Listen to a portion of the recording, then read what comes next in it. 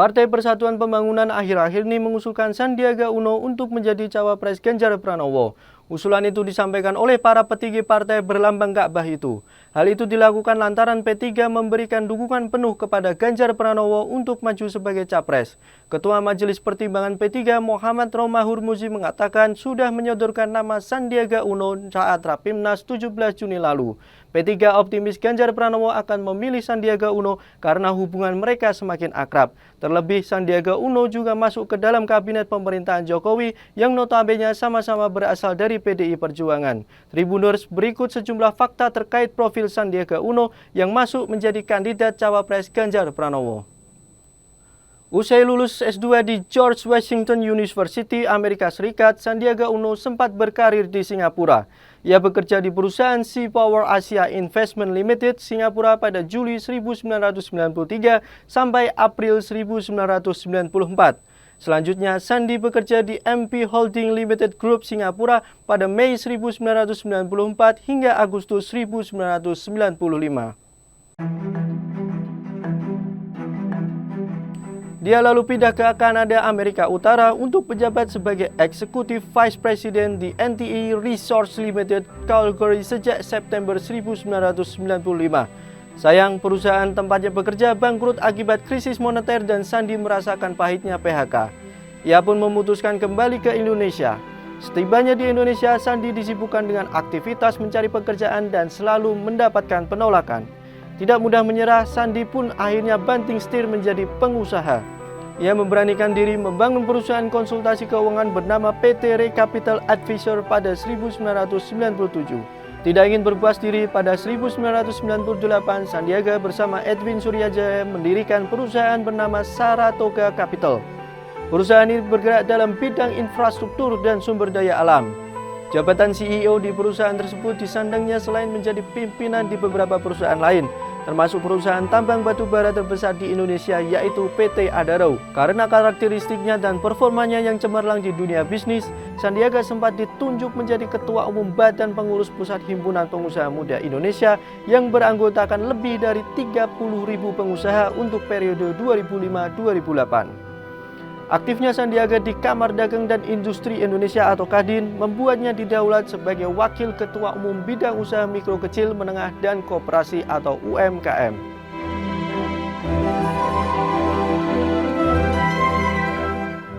Tak hanya sukses sebagai pengusaha, Sandiaga Uno juga terbilang sukses sebagai politisi. Ia pertama kali menginjakkan kaki di dunia politik saat masuk menjadi kader Partai Gerindra di tahun 2017. Pada saat itu, Sandiaga bersama Anies Baswedan maju sebagai Gubernur dan Wakil Gubernur DKI Jakarta. Keduanya berhasil memenangkan Pilkada DKI 2017 melawan Basuki Cahayapurnama dan Jarod Saiful Hidayat. Pasangan Sandiaga Uno dan Anies Baswedan berhasil mendapatkan 57,96% suara, sedangkan Ahok Jarot pada saat itu hanya meraih 42,04% suara. Padahal pasangan tersebut hanya diusung oleh Partai Gerindra dan Partai Keadilan Sejahtera. Selama menjadi Wakil Gubernur DKI Jakarta, Sandiaga Uno bersama Anies Baswedan kerap mencanangkan program OKOC.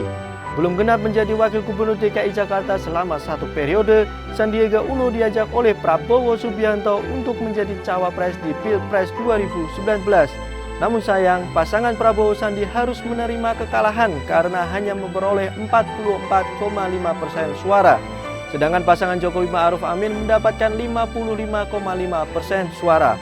Meskipun Sandiaga Uno bersama Prabowo mengajukan gugatan rekapitulasi suara kepada Mahkamah Konstitusi, hasilnya tetap tidak berubah. Akhirnya Joko Widodo dan Ma'ruf Amin resmi dilantik menjadi Presiden dan Wakil Presiden untuk periode 2019-2024. Tak jadi menjabat sebagai Wakil Presiden, Sandiaga Uno lantas melanjutkan karirnya sebagai pengusaha meskipun sudah menggelontorkan ratusan miliar untuk Pilpres 2019. Namun pada Desember 2020, Presiden Joko Widodo mengajak Sandiaga Uno untuk masuk ke dalam kabinetnya menjadi Menteri Pariwisata dan Ekonomi Kreatif. Memiliki jam terbang di dunia bisnis mengiringi Sandiaga menuai banyak prestasi yang mengagumkan. Salah satunya ia dianugerahi Indonesian Entrepreneur of the Year pada ajang Enterprise Asia.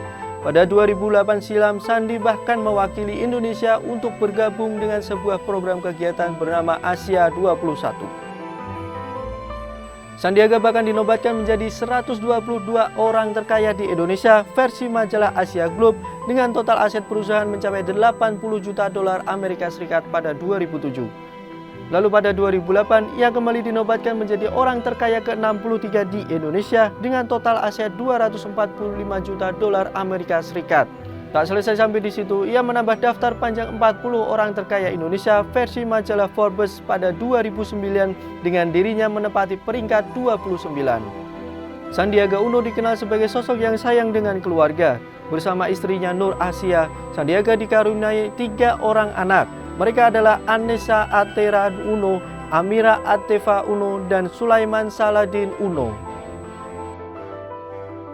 Sibuk dengan bisnis dan kiprah di dunia politik tak membuat Sandiaga lantas melupakan istri dan anaknya. Kendati sibuk, ia selalu meluangkan waktunya demi berkumpul bersama keluarga. Salah satunya momen saat Sandiaga Uno merayakan ulang tahun sang istri di rumah. Di tengah pandemi, pasangan ini merayakan hari spesial dengan sederhana namun penuh makna. Tak hanya dengan istri, Sandiaga pun kerap menghabiskan waktu untuk berlibur dan olahraga bersama dengan ketiga anaknya. Selain dengan keluarga inti, Sandiaga juga berupaya menyediakan waktu berkualitas untuk berkumpul bersama keluarga besar. Misalnya saat hari jadi pernikahan orang tua dari pihak sang istri, Sandiaga tak menyia-nyiakan kesempatan tersebut. Itulah sederet fakta tentang profil Sandiaga Uno yang masuk menjadi kandidat cawapres Ganjar Pranowo. Sederet karir politik sudah pernah diembannya hingga sempat masuk dalam daftar orang terkaya di Indonesia.